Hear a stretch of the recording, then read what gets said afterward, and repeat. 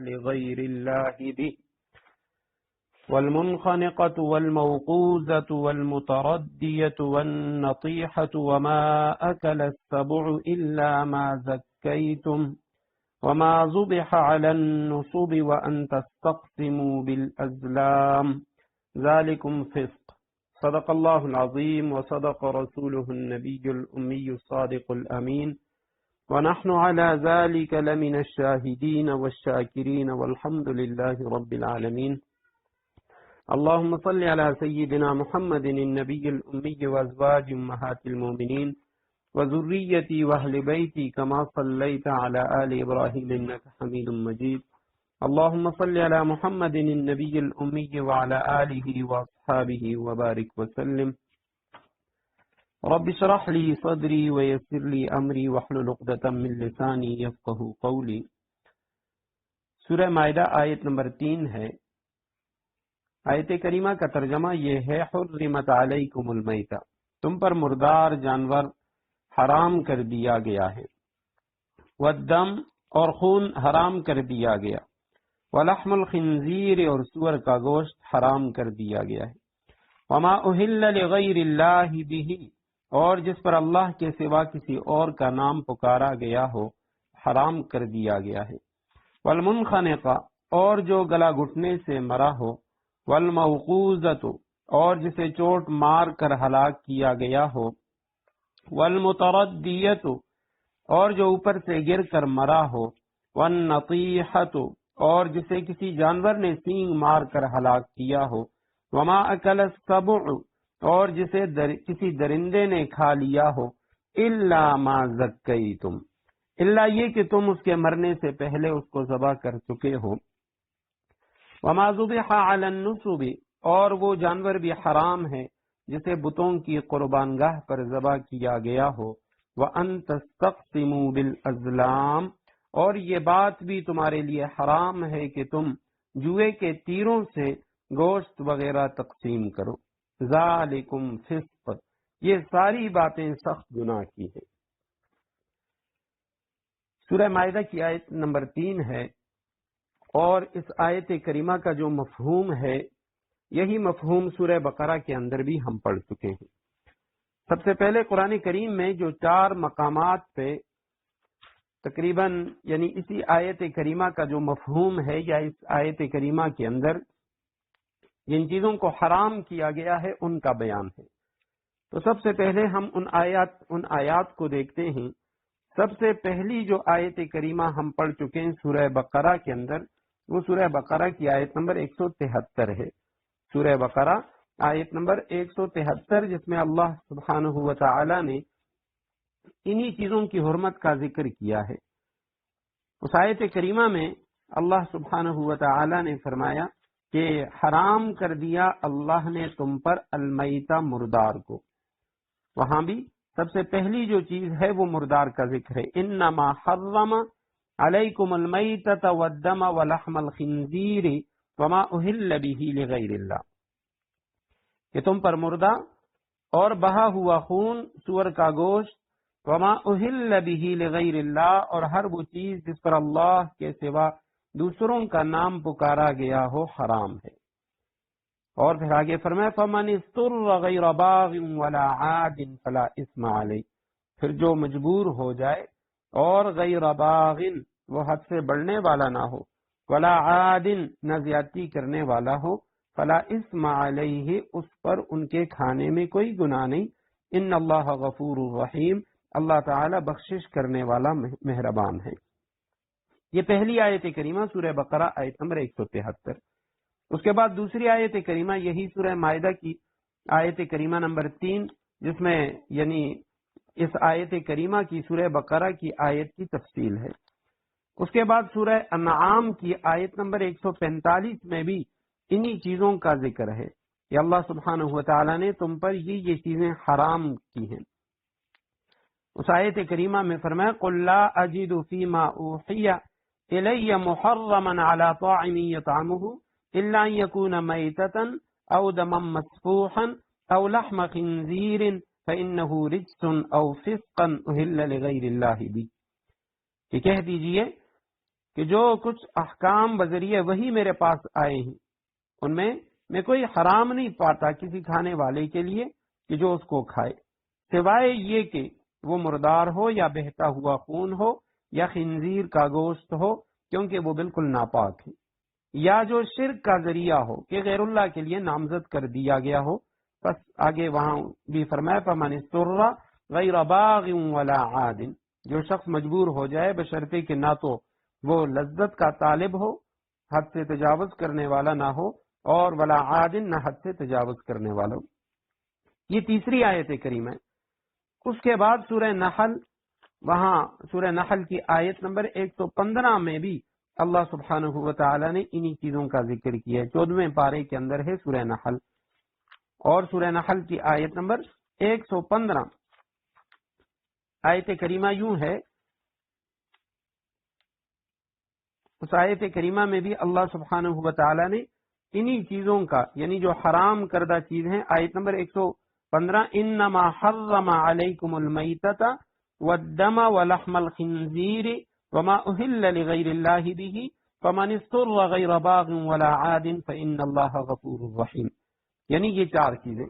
البتہ یہ جو آیات ہیں قرآن کریم کے اندر جو 4 مقامات پہ آئی ہوئی ہیں، تو ان میں سب سے زیادہ جو تفصیل ہے وہ سورہ مائدہ کی اسی آیت کریمہ میں ہے، جس میں فرمایا کہ حرام کر دی گئی ہیں تم پر المیتہ، مردار، اللہ سبحانہ و تعالی نے تم پر مردار کو حرام کر دیا، والدم، اور سورہ انعام کی آیت کریمہ میں دم کی تشریح ہے کہ بہتا خون، اور خنزیر کا گوشت، وما اہل لغیر اللہ به، جس پر اللہ کے سوا کسی اور کا نام لیا گیا ہو۔ تو باقی جگہوں میں 4 چیزوں کا ذکر ہے، یہاں تفصیل ہے۔ تو سب سے پہلے یہ جو فرمایا کہ حرمت علیکم المیتہ، مردار، کہ جو چیز جس سے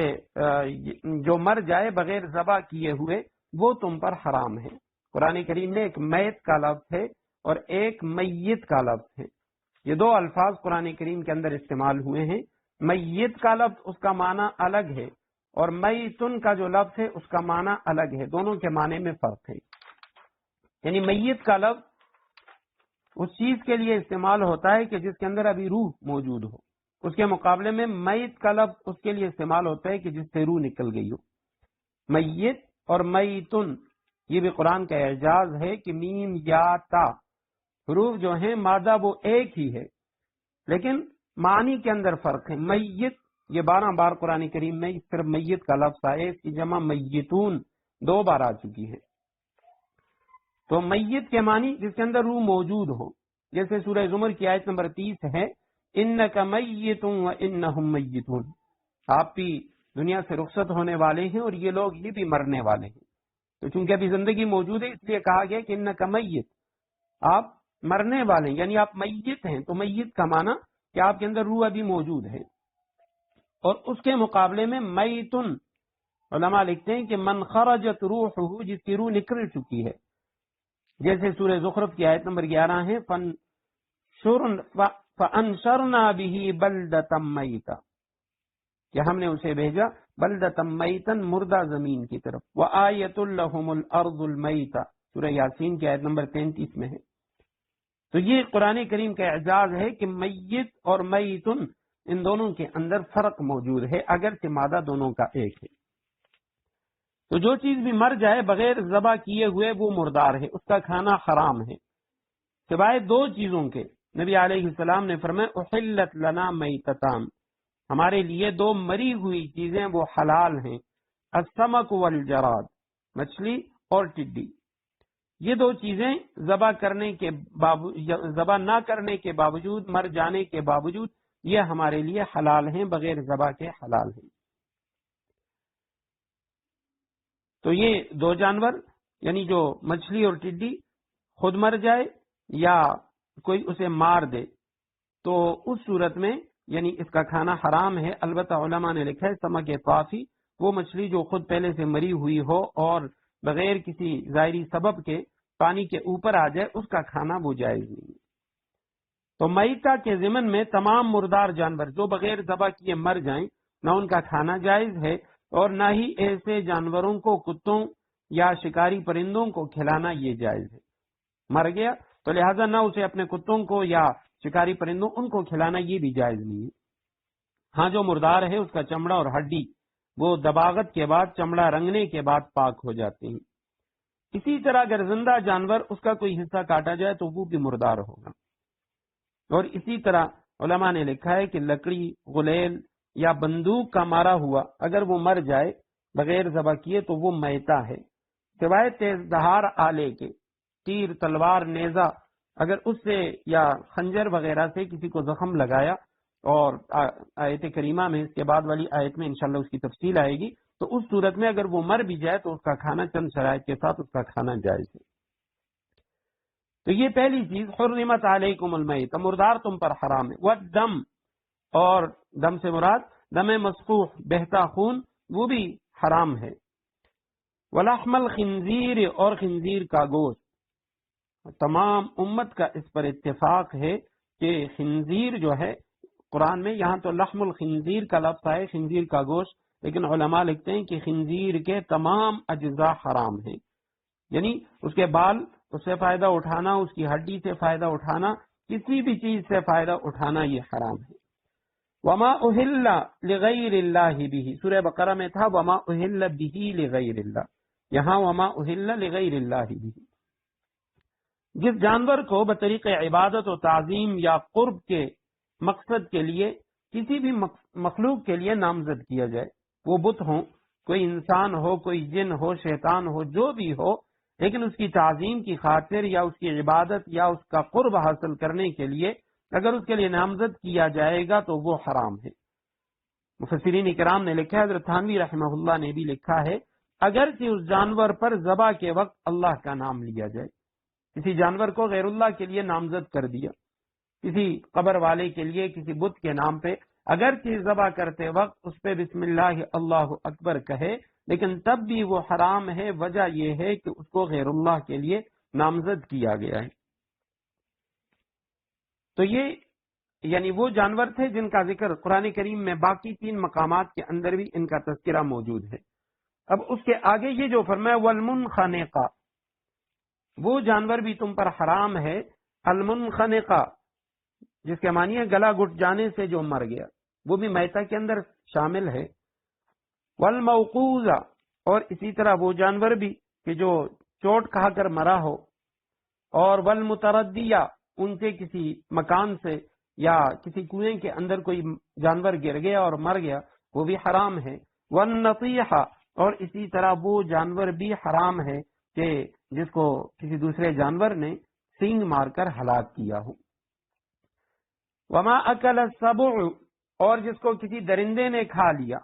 وہ جانور بھی تم پر حرام ہے۔ الا ما زکیتم، سوائے اس صورت کے کہ تم نے انہیں ذبح کر لیا مرنے سے پہلے پہلے، اگر ان تمام جانوروں میں سے سوائے ما اہل بہ لغیر اللہ اور اسی طرح خنزیر کے، تو باقی جتنے بھی ہیں ما اہل لغیر اللہ کے بعد، ان میں سے جس جانور کو بھی آپ نے مرنے سے پہلے پہلے ذبح کر لیا تو وہ تمہارے لیے حلال ہے، وہ جانور وہ حرام نہیں ہوگا، وہ حلال ہوگا۔ اب یہاں پہ علماء کرام فرماتے ہیں کہ بھئی یہ کیا وجہ ہے کہ جس جانور کو ذبح کیا جاتا ہے اس کا کھانا تو حلال ہے، لیکن اس کے علاوہ یہ باقی تمام جانور ان کا کھانا حرام ہے۔ اس کی وجہ علماء نے یہ لکھی ہے کہ بھئی جانور کو جب ذبح کیا جاتا ہے اس سے دم مسفوح، بہتا خون نکلتا ہے، تو بہتا خون جو ہے یہ جب نکل جاتا ہے اس کا گوشت پاک ہو جاتا ہے۔ اب قرآن کریم میں انشاءاللہ آگے آئے گا، جہاں کہیں بھی قرآن نے حرام جانوروں کا ذکر کیا ہے کہ جو چیزیں تم پر حرام ہیں، تو اس میں غور کرنے سے یہ پتہ چلتا ہے کہ یا تو اس جانور کے اندر، اس کے گوشت کے اندر کوئی خرابی موجود ہے، کوئی خباثت موجود ہے، یا انسانی صحت کے لیے وہ مضر ہے، اور یا اس کے اندر کوئی روحانی جو خرابی ہے وہ موجود ہے جس کی وجہ سے کسی مسلمان کی روح وہ خراب ہو سکتی ہے، تو اس لیے اس کو حرام قرار دیا گیا۔ تو اب یہ جو خون ہے یہ جب بدن کے اندر رہ جاتا ہے، اس وجہ سے یہ جتنے بھی جانور حرام کا تذکرہ کیا گیا تو ان سب کے اندر یہی ہوتا ہے کہ مردار ہے، یا اس کا گلا گھٹ گیا، یا اس کو کسی نے یعنی چوٹ کھا کر مرا ہے، یا اوپر سے گرا ہے، کسی جانور نے سینگ مارا، تو ان تمام صورتوں میں وہ اس لیے حرام ہے کیونکہ اس کا خون وہ بدن کے اندر رہ گیا۔ الا ما زکیتم، سوائے اس صورت کے کہ تم نے اسے ذبح کیا تو اس کے بدن کے اندر سے وہ خون نکل جاتا ہے۔ یہی وجہ ہے کہ حدیث کے اندر ممانعت ہے کہ جب آپ ذبح کریں کسی بھی جانور کو تو اس کی گردن کو الگ نہ کریں، جو حرام مغز ہے اس تک چھری نہ لے کے جائیں، اس کو نہ کاٹیں۔ علماء فرماتے ہیں اس کی وجہ یہ ہے کہ جب جانور کو ذبح کیا جاتا ہے تو ذبح کرنے کے بعد جب تک وہ حرام مغز وہ باقی ہوتا ہے، اس کے سر کا اور باقی بدن کا تعلق باقی رہتا ہے تو وہ تڑپتا ہے، اور اس وجہ سے اس کے بدن کے تمام اجزاء سے، تمام رگوں سے وہ خون نکل جاتا ہے، جو گندا خون ہوتا ہے، بہتا خون، وہ نکل جاتا ہے۔ لیکن اگر کسی نے اس کی گردن بالکل اڑا دی، الگ کر لی، تو اس سے یہ ہوتا ہے کہ سر کا اور باقی بدن کا تعلق ہی ختم ہو جاتا ہے اور وہ تڑپنا چھوڑ دیتا ہے، اس وجہ سے پورے بدن سے خون نہیں نکلتا۔ اسی وجہ سے اسے مکروہ کہا گیا کہ ذبح کے اندر حرام مغز تک چھری کو نہ لے کے جائے، اس طرح کرے گا تو اس کا یہ ذبح مکروہ ہو جائے گا۔ جانور کا کھانا حلال ہے لیکن ذبح کا یہ عمل جو ہے یہ مکروہ ہے۔ تو ان تمام صورتوں کے اندر یہی چیز مشترک ہے کہ بھی خون بدن کے اندر رہا، اس لیے وہ جانور تمہارے لیے حرام ہے، لیکن الا ما زکیتم، جب تم نے اسے ذبح کر لیا مرنے سے پہلے پہلے ان جانوروں میں سے جو بھی ہے، تو اب اس کا کھانا وہ تمہارے لیے حلال ہے۔ اور یہاں پہ قرآن کریم نے یہ منخنقہ اور موقوذہ یہ میتہ کے اندر داخل تھے، یعنی جس کا گلا گھٹ گیا یا جس کو مارا گیا، چوٹ پہنچائی گئی، تو یہ دونوں میتہ کے اندر شامل تھے، لیکن قرآن کریم نے اس کو صراحتاً اس لیے الگ ذکر کیا کہ مشرکین مکہ وہ ان کو جائز سمجھتے تھے، میتہ مردار اسے تو حرام سمجھتے تھے، لیکن منخنقہ اور موقوذہ اسے وہ کھایا کرتے تھے۔ حضرت عدی بن حاتم رضی اللہ تعالیٰ عنہ کی روایت ہے کہ انہوں نے رسول اللہ صلی اللہ علیہ وسلم سے عرض کیا کہ یا رسول اللہ، بعض اوقات میں معراج تیر سے شکار کرتا ہوں، تو اگر شکار اسے مر جائے تو کیا کھا سکتا ہوں؟ آپ صلی اللہ علیہ وسلم نے فرمایا اگر وہ جانور یعنی تیر کے عرض سے، اس کی چوٹ سے مرا ہے، اس کی جو نوک ہے، دھار والی طرف ہے، اس سے نہیں مرا تو یہ موقوذہ میں داخل ہے، اس کو مت کھاؤ۔ یعنی یہ چوٹ کی وجہ سے یا پتھر کے ذریعے اس کو مارا گیا تو اس سے وہ مرائے، تو اس صورت میں اس کا کھانا وہ حلال نہیں ہے۔ یہیں پہ مسئلہ آ جاتا ہے کہ بھئی تیر سے، تلوار سے، نیزے سے، ہر تیز دھار آلے سے کسی بھی جانور کو مارنا، تو اس کو اگر مارا جائے تو وہ حلال ہے، لیکن اس کے مقابلے میں اگر کوئی شخص یعنی بندوق کی جو گولی ہے اس سے شکار کرے بندوق سے، تو اس کو فقہاء نے موقوذہ میں داخل قرار دے کر حرام قرار دیا ہے۔ عبداللہ ابن عمر رضی اللہ تعالیٰ عنہ سے نقل ہے، وہ فرماتے ہیں کہ المقتولۃ بالبندقۃ تلک الموقوذہ، یعنی بندوق کے ذریعے جو جانور قتل کیا گیا ہے وہی موقوذہ ہے، اس لیے یہ حرام ہے۔ اور یہی امام اعظم ابو حنیفہ رحمہ اللہ، امام شافعی رحمہ اللہ اور امام مالک رحمہ اللہ سب کا قول یہی ہے کہ بھئی بندوق کے ذریعے، اور اس کی وجہ بھی علماء نے یہ لکھی ہے کیونکہ یہ باقی جو چیزیں ہیں تیر، تلوار، نیزہ، خنجر وغیرہ، تو وہ اس کی تیز دھار جو ہے اس سے وہ جانور کٹتا ہے، لیکن یہاں گولی جو ہے اس میں تیز دھاری یعنی تیزی نہیں ہے، اس میں دھار نہیں ہے، بلکہ وہاں بارود کے زور سے وہ گولی جا کے پھٹتی ہے، تو اس لیے یہ یعنی تیر اور تلوار کے حکم میں نہیں۔ متردیہ وہ جانور جو کسی پہاڑ، ٹیلا یا اونچی عمارت سے یا کنویں وغیرہ میں گر جائے تو وہ بھی حرام ہے۔ عبداللہ ابن مسعود رضی اللہ تعالیٰ عنہ کی روایت ہے کہ اگر کوئی شکار پہاڑ پر کھڑا ہے اور تم نے تیر بسم اللہ پڑھ کر اس پر پھینکا اور وہ تیر کی زد سے نیچے گر کر مر گیا تو اس کو نہ کھاؤ۔ اس میں وجہ یہ لکھی ہے کہ بھئی ہو سکتا ہے وہ تمہارے تیر لگنے سے مرا ہو، اور یہ بھی ہو سکتا ہے کہ بھئی وہ تیر لگنے سے نہ مرا ہو بلکہ وہ اوپر سے گرا ہو، اسے چوٹ لگی ہو، اس وجہ سے وہ مرا ہو، تو اس لیے یہ پھر متردیہ کے اندر آ جائے گا، یہ یعنی تمہارے شکار والی اس صورت میں نہیں آئے گا۔ وما اکل السبع، جس کو درندے نے کھا لیا۔ اب درندے نے کسی جانور کو پکڑ لیا، وہ اسے کھا رہا تھا اور اوپر سے کوئی شخص آ گیا، اس نے اس کو پکڑ لیا تو دیکھا بھی وہ جانور زندہ تھا، اس نے ذبح کر لیا تو اس کا کھانا وہ جائز ہے۔ وما ذبح علی النصب، اور اسی طرح اس جانور کا کھانا وہ حرام ہے جس کو ذبح کیا گیا علی النصب، نصب کی ہوئی چیزوں پر، یعنی جو بت ہیں اس پر ان کو ذبح کیا گیا۔ بتوں کی مختلف جو قسمیں ہیں وہ ہم پڑھ چکے ہیں کہ نصب ان میں سے اس بت کے لیے کہ کسی پتھر کو جہاں پہ نصب کر دیا گیا ہو تو اس کے لیے نصب کا لفظ، کسی بت کی مورتی بنا کے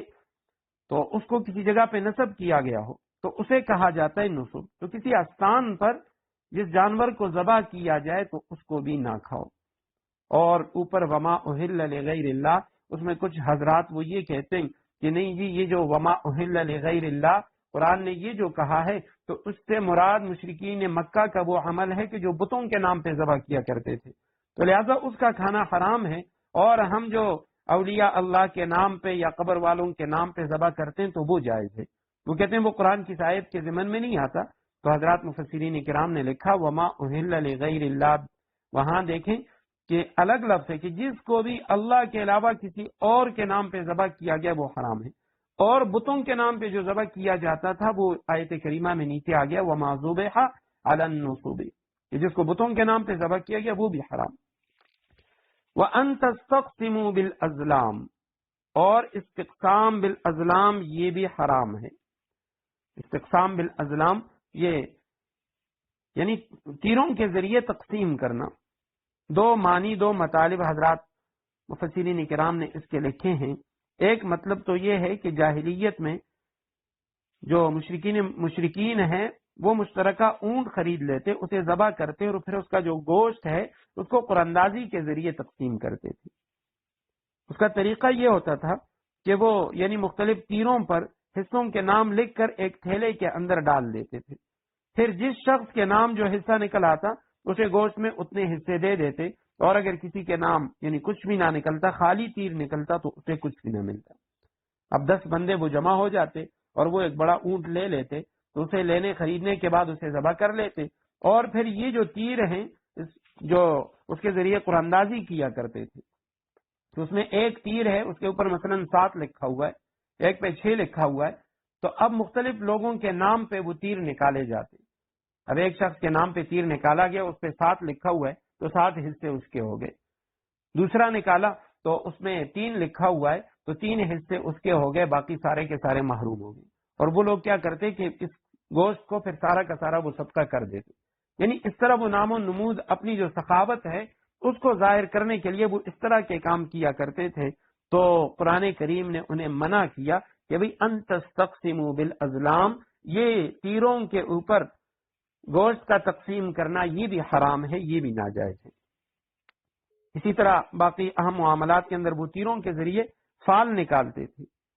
حبل جو ان کا بت تھا تو اس کے پاس یہ تیر رکھے ہوئے ہوتے تھے، تو یہ اس طرح فال نکالتے۔ اب ایک ترجمہ تو یہ ہوا کہ بھئی بتوں کے نام پہ یعنی یہ جو تیروں کے ذریعے تم قراندازی کرتے ہو، گوشت تقسیم کرتے ہو، یہ بھی حرام ہے۔ بعض حضرات نے آیت کا ترجمہ اس طرح کیا ہے وَأَن تَسْتَقْسِمُوا بِالْأَزْلَامِ، اور یہ بات بھی تمہارے لیے حرام ہے کہ تم تیروں سے قسمت کا حال معلوم کرو۔ تو قسمت کا حال تیروں کے ذریعے معلوم کیا کرتے تھے، اور اس کے لیے کیا کرتے کہ جس کے پاس تیر پڑے ہوتے وہاں جاتے، اب ان کو کوئی سفر لاحق ہے تو سفر پہ جانے سے پہلے وہ تیر نکالا کرتے تھے، اگر اس کے اوپر لکھا ہے کہ بھئی تم چلے جاؤ تو کہتے تھے یہ سفر مبارک ہے، اس پہ لکھا ہے کہ مت جاؤ تو وہ رک جاتے۔ اور اسی طرح بعض تیروں کے اوپر لکھا ہوتا امرنی ربی، مجھے میرے رب نے اس کا حکم دیا لہذا مجھے یہ کام کرنا چاہیے۔ بعض تیروں کے اوپر لکھا ہوتا نہانی ربی، مجھے میرے رب نے اس سے منع کیا لہذا وہ کام نہ کرتے۔ تو فرمایا یہ اس طرح یعنی تیروں سے قسمت کا حال معلوم کرنا یہ بھی تمہارے لیے حرام ہے۔ ایک روایت میں آپ صلی اللہ علیہ وسلم نے فرمایا کہ جو کسی قسمت کا حال معلوم کرنے والے کے پاس جائے تو وہ ایمان سے خارج ہو جاتے، اسلام سے نکل جاتے۔ اور ایک روایت میں آپ صلی اللہ علیہ وسلم نے فرمایا، بخاری شریف کی کافی طویل روایت ہے، آپ صلی اللہ علیہ وسلم فرماتے مجھے پہلی امتیں دکھائی گئیں، پھر آخر میں حضرت موسیٰ علیہ السلام کی امت دکھائی گئی، وہ بہت بڑی تعداد میں تھی، اور میں نے خیال کیا کہ یہ میری امت ہے، لیکن مجھے کہا گیا کہ یہ حضرت موسیٰ علیہ السلام کی امت ہے۔ پھر اس کے بعد آپ صلی اللہ علیہ وسلم فرماتے مجھے کہا گیا کہ آپ افق پہ دیکھیں دائیں بائیں، تو میں نے دیکھا ہر طرف سے لوگ ہی لوگ آ رہے ہیں، مجھے کہا گیا یہ تمہاری امت ہے۔ اور پھر آپ صلی اللہ علیہ وسلم نے فرمایا میری امت میں سے 70,000 لوگ وہ بغیر حساب کے جنت میں داخل ہوں گے۔ پھر آپ صلی اللہ علیہ وسلم اپنے حجرہ مبارک میں تشریف لے گئے۔ صحابہ کرام فرماتے ہیں کہ ہم میں سے لوگ آپس میں کہنے لگے، کچھ نے کہا یہ 70,000 ہم ہوں گے کیونکہ ہم نے نبی علیہ السلام کی زیارت کی ہے۔ صحابہ کا خیال تھا کہ ہم، بعض صحابہ کہنے لگے نہیں، یہ ہماری اولاد ہوگی کیونکہ ہم نے تو کچھ زندگی شرک میں گزاری ہے اور کچھ زندگی ہماری اسلام میں ہے، جبکہ ہمارے بچے جو ہیں وہ تو اسلام ہی میں پیدا ہوئے، لہذا ہمارے بچے مراد۔ تو صحابہ فرماتے ہیں اس طرح کی قیاس آرائیاں ہم میں جاری تھیں۔ رسول اللہ صلی اللہ علیہ وسلم دوبارہ تشریف لائے۔ آپ صلی اللہ علیہ وسلم نے جب دیکھا کہ صحابہ یہ بحث کر رہے تھے تو آپ صلی اللہ علیہ وسلم نے فرمایا ہم الذین، یہ 70,000 وہ لوگ ہوں گے لا یسترقون ولا یتطیرون، کہ یہ وہ لوگ ہوں گے کہ بچگونی نہیں لیں گے، سالگیری وغیرہ یہ کام وہ نہیں کریں گے، اور اسی طرح جو یعنی قسمت کا حال ہے وہ معلوم نہیں کریں گے، جو غلط ناجائز قسم کے تعویذ ہیں تعویذوں کے پیچھے نہیں پھریں گے، نہ تعویذیں کریں گے، اور نہ ہی وہ اپنے بدن پہ بیماری کو ختم کرنے کے لیے داغ لگانے والے ہیں۔ 3 یہ لوگ، اور چوتھے نمبر پہ آپ صلی اللہ علیہ وسلم نے فرمایا کہ وَعَلَىٰ رَبِّهِمْ يَتَوَكَّلُونَ، یہ وہ لوگ ہوں گے جو اپنے رب پہ توکل کرنے والے، فالگیری سے، قسمت کا حال معلوم کرنے سے اپنے آپ کو بچانے والے، تعویذوں سے اپنے آپ کو بچانے والے، اور اسی طرح اللہ سبحانہ و تعالیٰ پہ توکل کرنے والے، اور اپنے بدن کو جو آگ کے ذریعے داغا جاتا ہے علاج کے لیے اس سے بچانے والے یہ لوگ ہوں گے۔ وَأَن تَسْتَقْسِمُوا بِالْأَزْلَامِ، فرمایا یہ بات بھی تمہارے لیے حرام ہے کہ تم تیروں سے قسمت کا حال معلوم کرو۔ ذَلِكُمْ فِسْقٌ، یہ ساری باتیں سخت گناہ کی، فسق ہیں، یہ سارے کے سارے کام یہ سخت گناہ کے ہیں۔ الْيَوْمَ يَئِسَ الَّذِينَ كَفَرُوا مِن دِينِكُمْ، آج کافر جو ہیں وہ مایوس ہو چکے ہیں تمہارے دین سے۔ مختلف مطالب علماء کرام نے لکھے ہیں کہ بھی اس کا مطلب کیا ہے، کافر مایوس ہو چکے ہیں تمہارے دین سے۔ بعض حضرات فرماتے ہیں، عبداللہ بن عباس رضی اللہ تعالیٰ عنہ کا قول ہے، وہ فرماتے ہیں کہ یئسوا ان ترجعوا عن دینکم، وہ اس بات سے مایوس ہو چکے ہیں کہ تم اپنے دین سے پھر جاؤ، تمہارا دوبارہ مرتد ہونا، دین اسلام کو چھوڑ دینا، اس سے وہ مایوس ہو چکے ہیں، انہیں پتہ ہے کہ بھئی یہ اب اپنے دین پہ پکی۔ بعض حضرات فرماتے ہیں یئس الذین کفروا من دینکم، کافر مایوس ہو چکے ہیں اس بات سے کہ مسلمان مغلوب ہو جائیں گے، اب مسلمان یہ مغلوب نہیں ہوں گے، یہ ہمیشہ غالب رہیں گے۔ بعض حضرات فرماتے ہیں الیوم یئس الذین کفروا من دینکم، کافر مایوس ہو چکے ہیں تمہارے دین کی اشاعت کو روکنے سے، کہ اب ہم دین اسلام کا راستہ نہیں روک سکتے، کیونکہ یہ آیت کریمہ حجۃ الوداع کے موقع پر نازل ہوئی ہے۔ تو اب اس موقع پہ یعنی عرب کا سارا حجاز مقدس وہ رسول اللہ صلی اللہ علیہ وسلم نے فتح کیا تھا، اور غزوہ تبوک جو شام کا عیسائی بادشاہ اس کے خلاف وہ جنگ لڑی گئی، وہاں بھی آپ صلی اللہ علیہ وسلم 9 ہجری میں تشریف لے گئے تھے۔ فلا تخشوہم، ان کافروں سے نہ ڈرو، واخشون، مجھ سے ڈرو۔ اب ان کا ڈر اپنے دل سے نکال دو، بس ایک اللہ سبحانہ و تعالیٰ کا ڈر وہ اپنے دل میں رکھو۔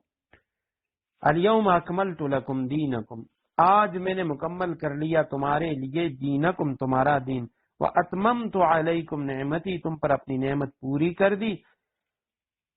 ورضیت لکم الاسلام دینا، اور تمہارے لیے اسلام کو دین کے طور پر ہمیشہ کے لیے پسند کر دیا۔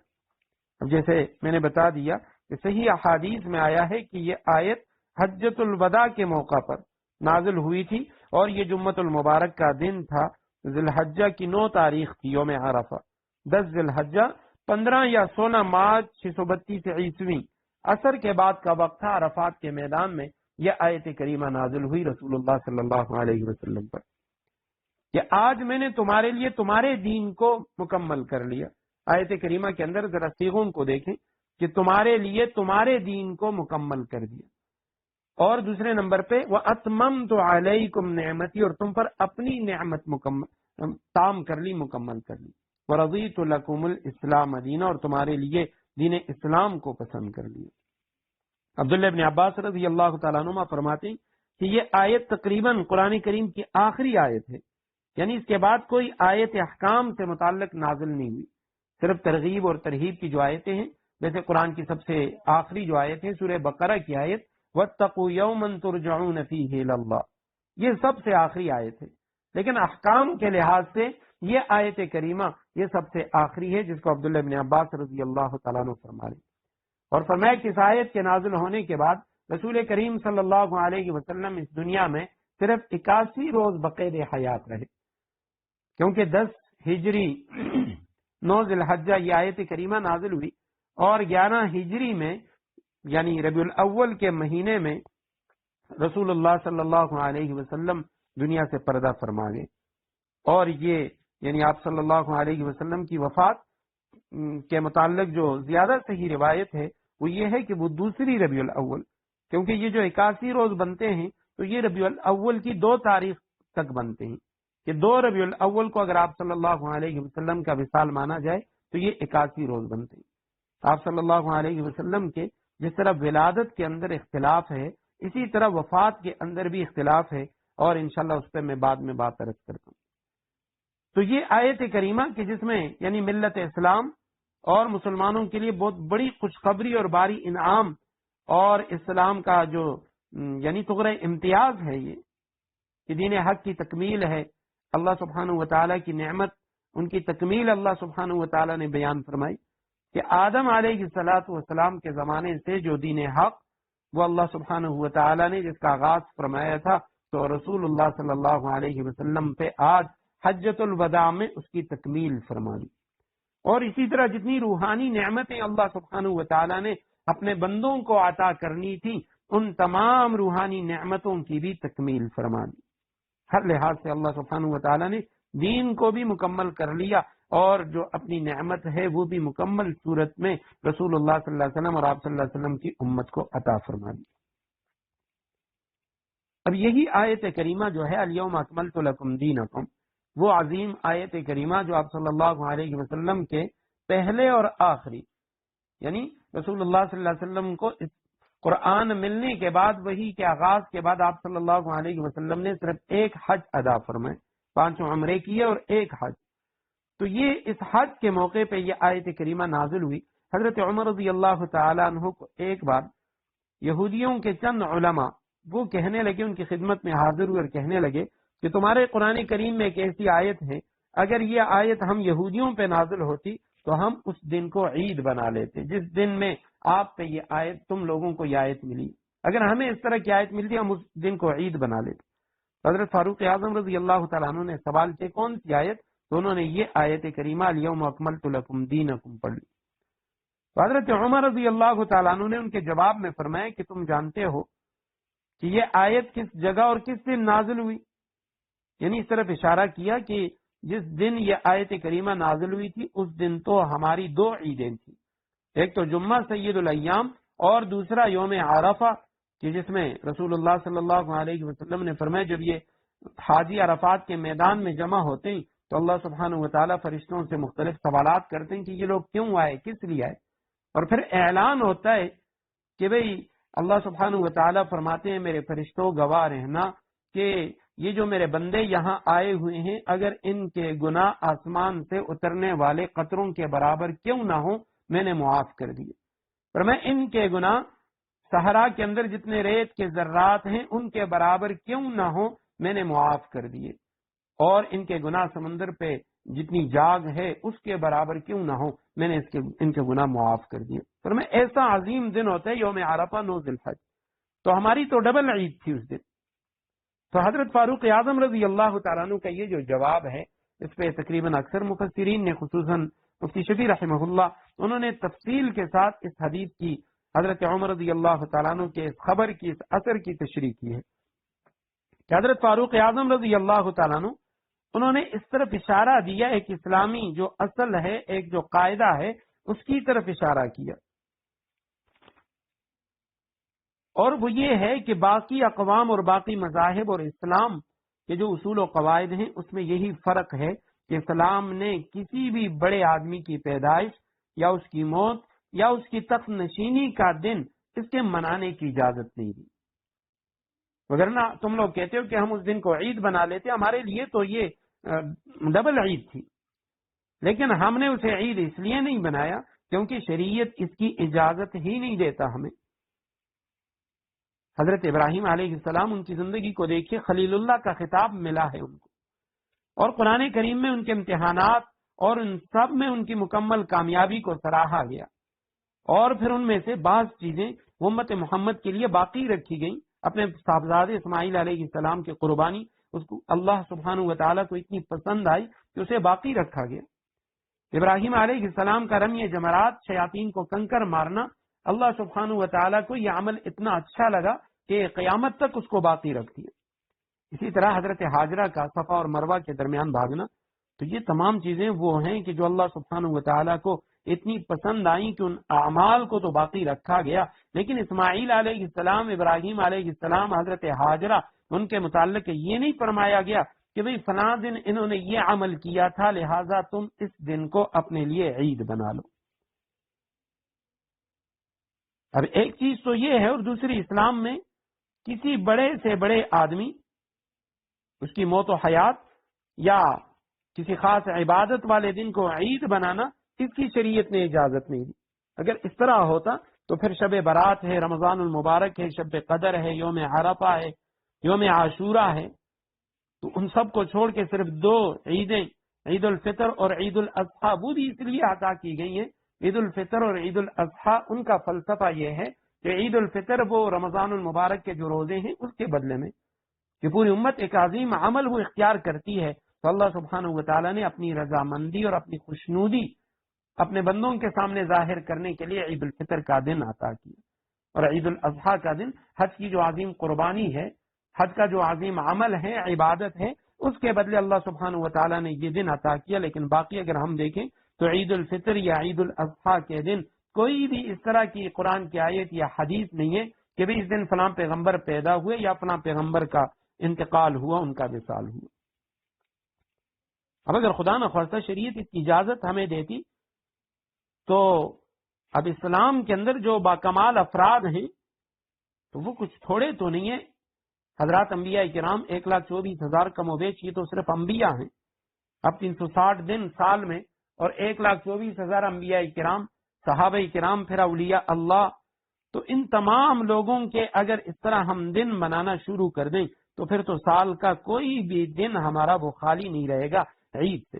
پھر تو پورا کا پورا سال وہ عید ہی بن جائے گا، اور پورا سال وہ یعنی ہم عید ہی منائیں گے۔ تو حضرت عمر رضی اللہ تعالیٰ عنہ نے اس طرف اشارہ فرما دیا کہ اس دن تو ہماری 2 عیدیں تھیں،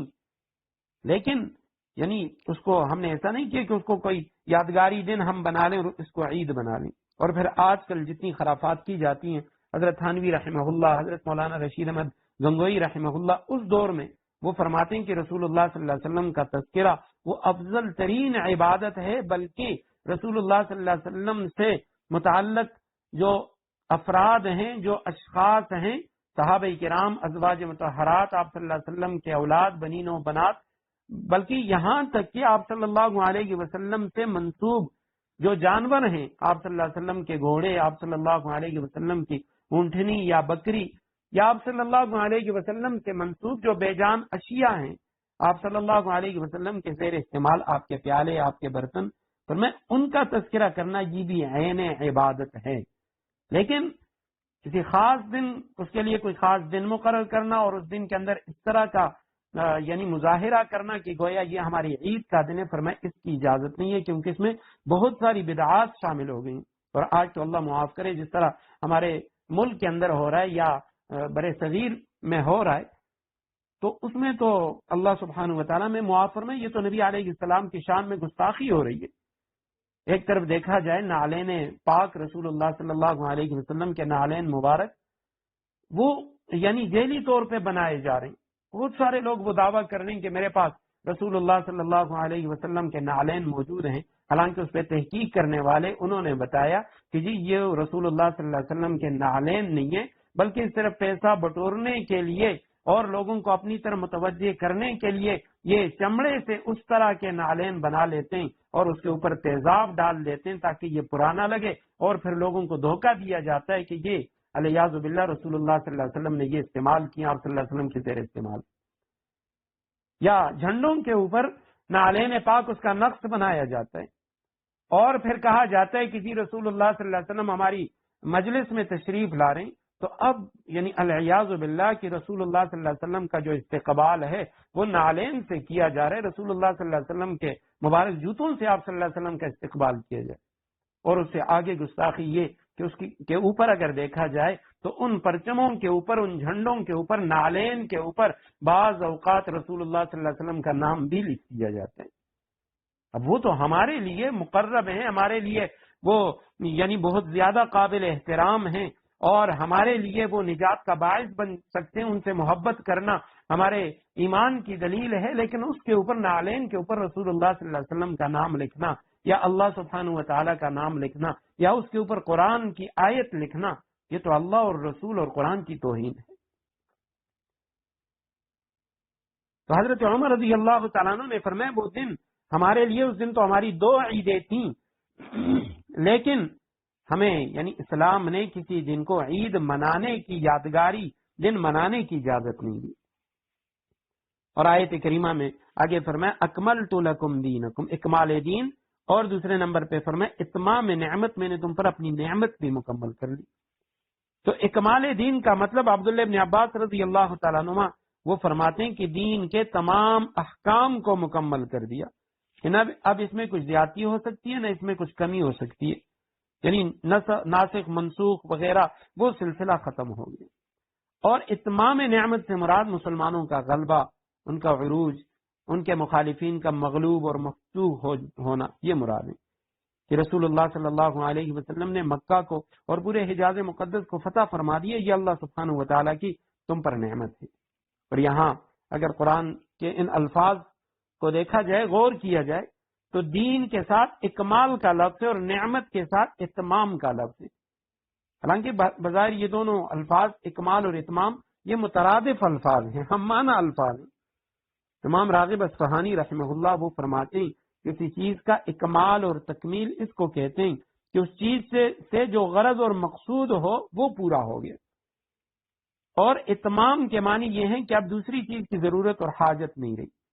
تو لہٰذا اکمال دین کا حاصل یہ ہے کہ قانون الہی اور احکام دین کے اس دنیا میں بھیجنے کا جو مقصد تھا، جو آدم علیہ السلام سے شروع ہوا تھا، وہ آج پورا کر دیا گیا۔ اور اتمام نعمت کا مطلب یہ ہے کہ اب مسلمان کسی کے محتاج نہیں، نہ انہیں تورات کی ضرورت ہے، نہ زبور کی ضرورت ہے، نہ انجیل، کسی بھی کتاب کی ضرورت نہیں، کہ اللہ سبحانہ و تعالیٰ نے ان پر اپنی نعمت کو بھی مکمل کر دی۔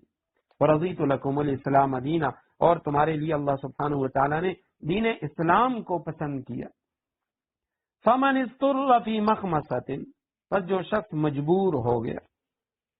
فی مخمصۃ، بھوک کی وجہ سے، بھوک یا پیاس کی، بھوک کی شدت کی وجہ سے بےتاب ہو گیا، غیر متجانف لإثم، متجانف کے معنی مائل ہونے والا، غیر متجانف نہ ہو مائل ہونے والا، لإثم گناہ کی طرف۔ اگر کوئی ایسی حالت آ گئی، اضطرار والی حالت، تو اس میں اگر ان حرام کردہ چیزوں میں سے بھی اس نے اپنی جان بچانے کے لیے کوئی چیز کھا لی، فإن اللہ غفور الرحیم، اللہ سبحانہ و تعالیٰ بخشش کرنے والے مہربان ہے۔ لیکن ہو اضطرار کی صورت، غیر متجانف، یا جس طرح سورہ بقرہ میں فرمائے کہ غیر باغ ولا عاد، لذت لینے والا نہ ہو، حد سے تجاوز کرنے والا نہ ہو، کہ بھئی خود اس نے ایسی صورت بنا لی، پیدا کر لی کہ چلیں جی میں یہ بھی دیکھ لیتا ہوں کہ یہ خنزیر کا گوشت کیسے ہوتا ہے یا فلاں کا گوشت کیسے ہوتا ہے، پر میں نہیں، بلکہ غیر باغ، نہ وہ لذت لینے والا، ولا عاد، نہ حد سے تجاوز کرنے والا، کہ جب اس کی مجبوری ختم ہو جائے، یعنی جتنے کھانے پہ اس کی زندگی بچ سکتی ہے اس سے زیادہ پیٹ بھر کے نہ کھائے، بس اتنا کھا لے کہ جان بچ جائے، اور اس پہ کوئی یعنی اس کے لیے پکڑ نہیں ہے۔ فإن اللہ غفور الرحیم، آگے اشارہ فرما دیے یقین اللہ بخشش کرنے والے مہربان ہیں، کہ یہ چیز تو اس کے لیے حلال نہ تھی، حلال پھر بھی نہیں ہے لیکن معاف ہے۔ اللہ سبحانہ و تعالیٰ فرماتے ہیں کہ اس نے حرام کا ارتکاب تو کر لیا لیکن میں اسے معاف کر دوں گا۔ یسألونک ماذا احل لهم قل احل لکم الطیبات، یہ آپ سے سوال کرتے ہیں صحابہ کرام، لوگ آپ سے پوچھتے ہیں ماذا احل لهم، ان کے لیے کون سی چیزیں حلال ہیں، قل احل لکم الطیبات، آپ کہہ دیجئے تمہارے لیے تمام پاکیزہ چیزیں حلال کی گئی۔ وما علمتم من الجوارح مکلبین، جن شکاری جانوروں کو تم نے اللہ کے بتائے ہوئے طریقے کے مطابق سکھا کر شکار کے لیے سدھا لیا ہو۔ فَكُلُوا مِمَّا أَمْسَكْنَا عَلَيْكُمْ، وہ جس جانور کو شکار کر کے تمہارے لیے روک لیں اس میں سے تم کھا سکتے ہو۔ وَاذْكُرُوا اسْمَ اللَّهِ عَلَيْهِ، اور اس پر اللہ کا نام لیا کرو۔ وَاتَّقُوا اللَّهَ، اللہ سے ڈرتے رہو، اللہ کی نافرمانی سے بچتے رہو۔ ان اللہ سریع الحساب، اللہ جلد حساب لینے والے۔ یسألونک، آپ سے سوال کرتے ہیں، ماذا، کیا ہے ان کے لیے احل، حلال کیا گیا، یعنی کیا چیز ان کے لیے حلال کی گئی ہے۔ قل آپ کہہ دیجئے احل، حلال کر دیا گیا، لکم تمہارے لیے، الطیبات، پاکیزہ چیزیں، تمام جو پاکیزہ چیزیں ہیں وہ تمہارے لیے حلال کر دی گئی۔ وما، اور وہ چیزیں بھی، علمتم، جو تم نے سکھایا، من الجوارح، باب تفعیل سے ہے، تعلیم دیا تم نے تعلیم دی، تم نے سکھلایا، من الجوارح، جوارح شکاری جانور، اصل میں یہ جارح سے ہے، جارح کے معنی زخم کرنے والا، جرح زخم کو کہا جاتا ہے، تو یعنی مراد اس سے شکاری جانور ہیں، وہ پرندہ ہو یا جانور ہو کہ جو کسی شکار کو پکڑتا ہے اسے زخمی کرتا ہے۔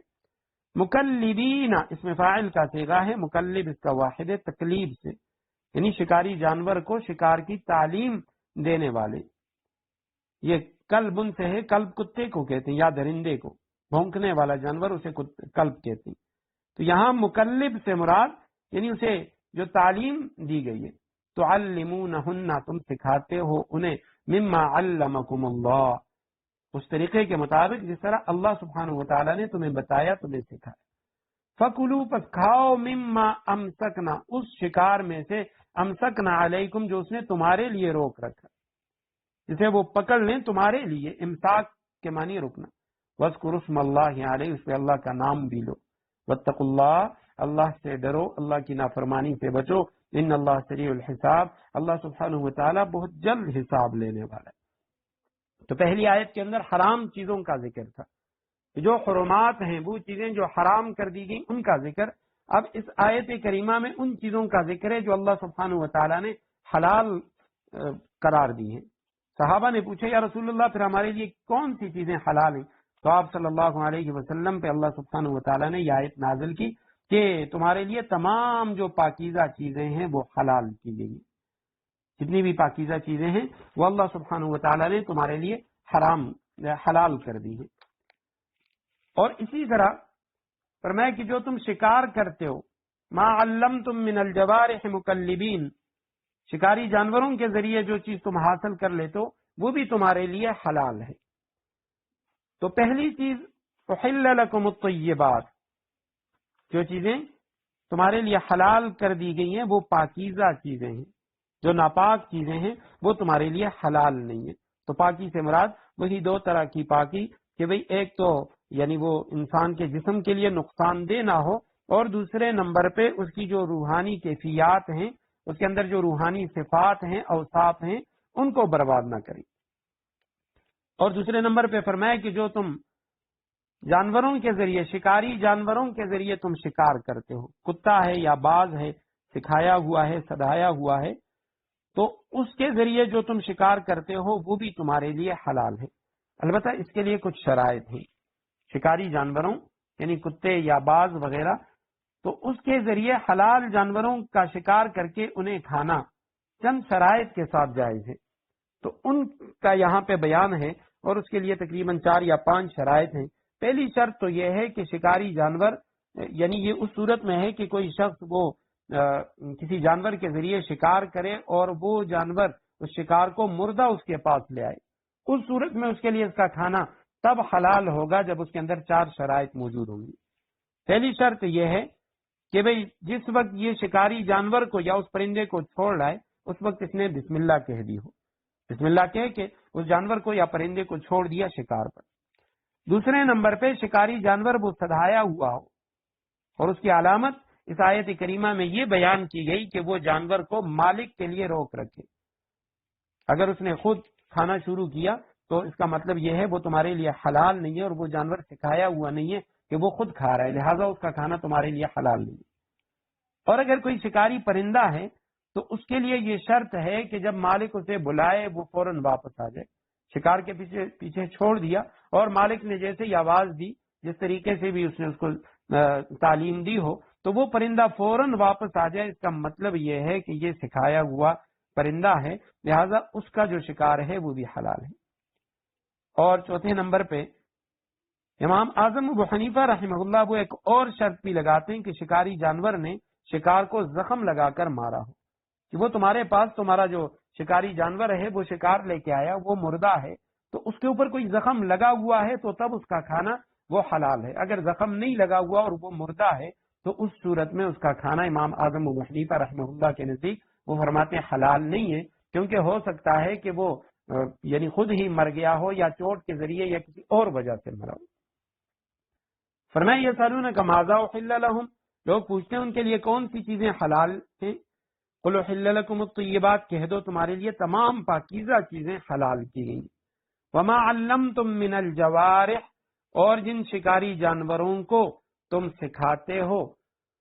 تعلمونہن مما علمکم اللہ، اللہ کے بتائے ہوئے طریقے کے مطابق سکھا کر تم اسے تعلیم دیتے ہو،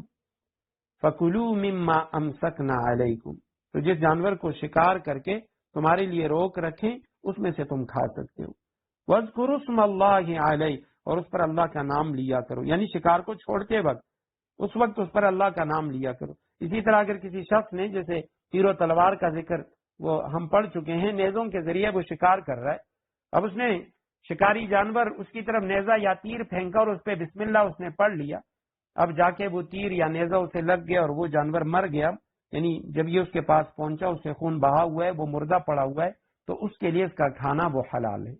ایسے شکار کا کھانا وہ حلال ہے۔ لیکن بندوق کے ذریعے اگر اس نے مارا، اس میں بسم اللہ بھی پڑھا، تب بھی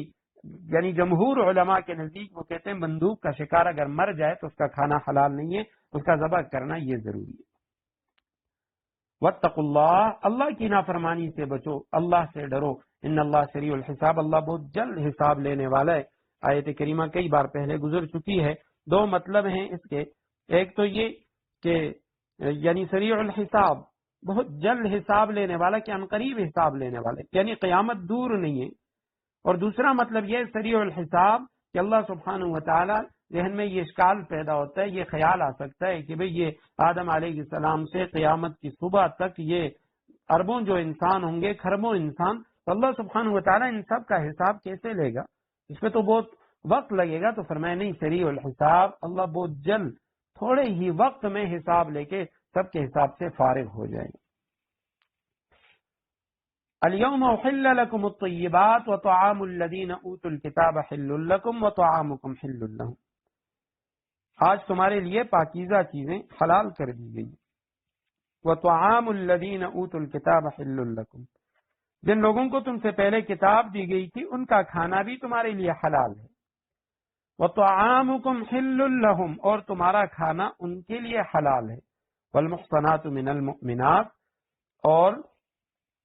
مومنوں میں سے پاکدامن عورتیں بھی، والمحصنات من الذین اوتوا الکتاب من قبلکم، ان لوگوں میں سے پاکدامن عورتیں بھی تمہارے لیے حلال ہیں جن کو تم سے پہلے کتاب دی گئی تھی۔ اذا آتیتموہن اجورہن، شرط یہ ہے جب کہ تم نے ان کو نکاح میں بشرطی کہ تم نے ان کے مہر ادا کر دیے ہوں، محسنین غیر مصافحین، نکاح کی حفاظت میں لانے کے لیے تم نے ان سے نکاح کیا ہو، غیر مصافحین، نہ کہ صرف ہوس نکالنا مقصود ہو، ولا متخذی اخدان، اور نہ خفیہ آشنائی پیدا کرنا، ومن یکفر بالایمان فقد حبط عملہ، جو شخص ایمان سے انکار کرے اس کا سارا کیا دھرا غارت ہو جائے گا، وہو فی الآخرۃ من الخاسرین، اور آخرت میں اس کا شمار خسارہ اٹھانے والوں میں ہوگا۔ الیوم، آج کے دن، یعنی اب، احل لکم، تمہارے لیے حلال کر دیا گیا ہے، اب تو یہ بات پاکیزہ چیزیں، وطعام الذین، ان لوگوں کا کھانا بھی، اوتوا الکتاب، جن کو کتاب دی گئی، حل لکم، وہ تمہارے لیے حلال ہے، وطعامکم، تمہارا کھانا، حل لہم، ان کے لیے حلال ہے، والمحصنات، پاکدامن عورتیں، من المؤمنات، مومنہ کی جمع، مومنوں میں سے، مسلمانوں میں سے پاکدامن عورتیں، اور محصنات، پاکدامن عورتیں، اوتوا الکتاب من قبلکم، جن کو تم سے پہلے کتاب دی گئی ان میں سے بھی پاک دامن عورتیں اذا آتیتموہن اجورہن جب تم نے دے دیا ان کو اجورہن ان کے اجر، اجور اجر کی جمع مہر مراد ہے، محسنین یعنی اپنے نفس کو حرام کاری سے بچانے کے لیے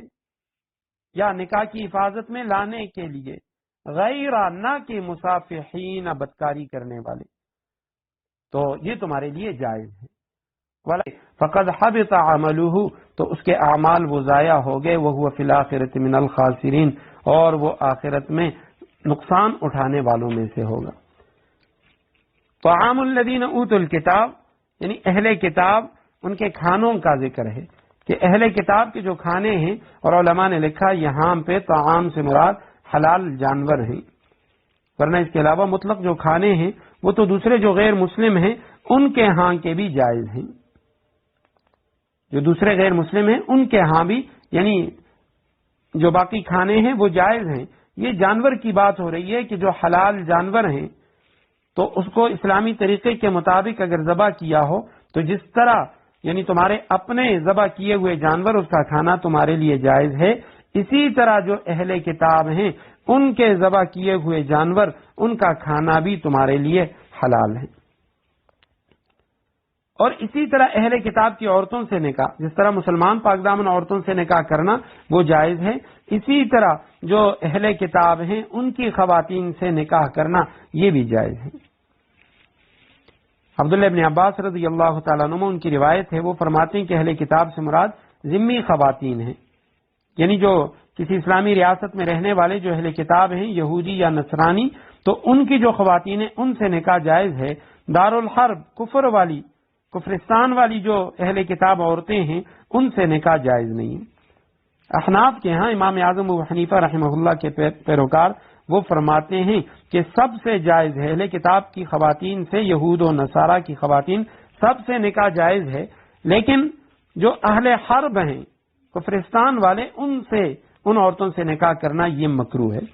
سعید ابن مسیب رحمہ اللہ، حضرت حسن بصری وہ فرماتے ہیں کہ اہل کتاب چاہے وہ ذمی ہیں یا دارالحرب والے ہیں سب سے نکاح کرنا جائز ہے۔ البتہ یہاں تھوڑی سی بحث ہے اہل کتاب کے حوالے سے کہ جس طرح ان کا ذبح کیا ہوا جانور کھانا جائز ہے اور ان کی عورتوں سے نکاح کرنا جائز ہے، تو یہ اہل کتاب سے مراد کیا ہے، اہل کتاب سے کون سے لوگ جو ہیں وہ مراد ہیں؟ تو اس میں انشاءاللہ اہل کتاب سے مراد یعنی آج کل کے جو یہود و نصارہ ہیں آیا وہ اس میں آتے ہیں یا نہیں، تو انشاءاللہ کل کے درس میں اس پہ گفتگو کریں گے۔ وآخر دعوانا